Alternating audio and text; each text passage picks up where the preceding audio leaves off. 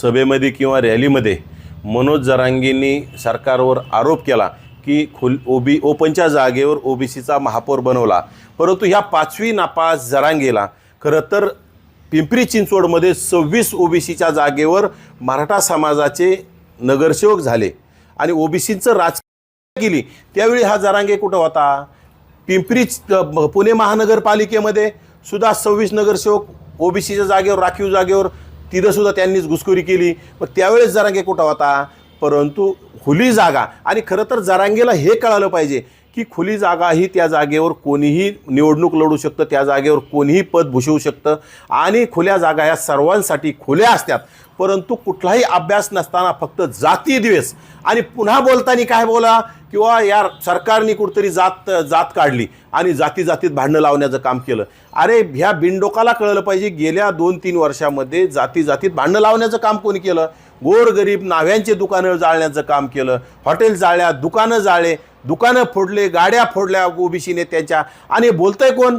अरे म्हणजे चुहे खाके बिल्ली चेली हाजको असाही परिस्थिती जरांगेची झाली। आणि दुसरी गोष्ट, तिथंच असं बोलत असताना जाती व्यवस्थेला आपण थारा दिला नाही पाहिजे म्हणायचं आणि पुन्हा म्हणायचं कुठंतरी हात माखलेल्या भंगार जातीला, म्हणजे वंजारी समाजाला तिथं सुद्धा टार्गेट करायचं। म्हणजे खरं तर ओबीसींच्या जातीतील ओबीसी नेत्यांची विष्ठा खाल्ल्याशी याला करमतच नाही।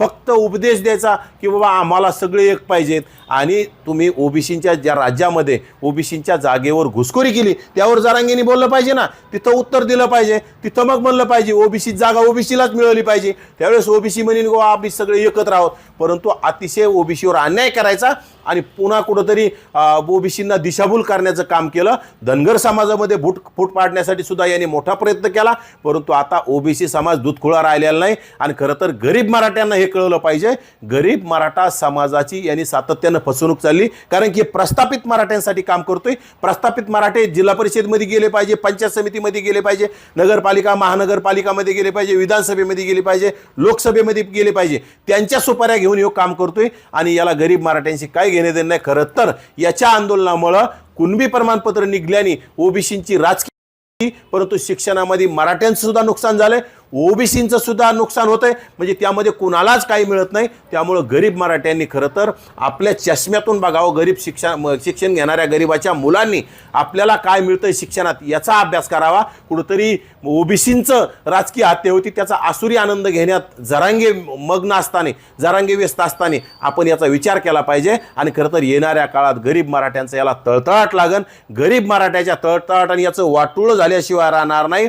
आणि एक दिवस हे स्वतःच्या प्रसिद्धीसाठी, एक दिवस हे स्वतःच्या कर्मानं आणि स्वतःच्या काहीतरी या चुकामुळं हे पागल होऊन करील आणि पुन्हा त्यावेळी सुद्धा ओबीसी नेत्यांचं, ओबीसी समूहाचं आणि ओबीसी नेत्यांना टार्गेट करण्याचं काम करण, त्यांचं नाव घेऊन त्यांना बदनाम काम करण्याचं काम करण, कारण की हे पिसाळलेलं खरजुलं कुत्रं हे पागल झालेलं आहे, याच्याकडे आपण दुर्लक्ष केलं पाहिजे। खरं तर हे पिसाळलेल्या ते गरीब मराठा समाजाचं लेकरू, गरीब मराठा समाजाचा लेख अमोल खुने, ज्यांनी कोपर्डीमध्ये याच्या इशाऱ्यावर मोठे म्हणजे आंदोलन केलं, काय जे असेल याच्या इशाऱ्यावर कुटाने केले आणि यांनी ते अमोल खुनेला फसवलं।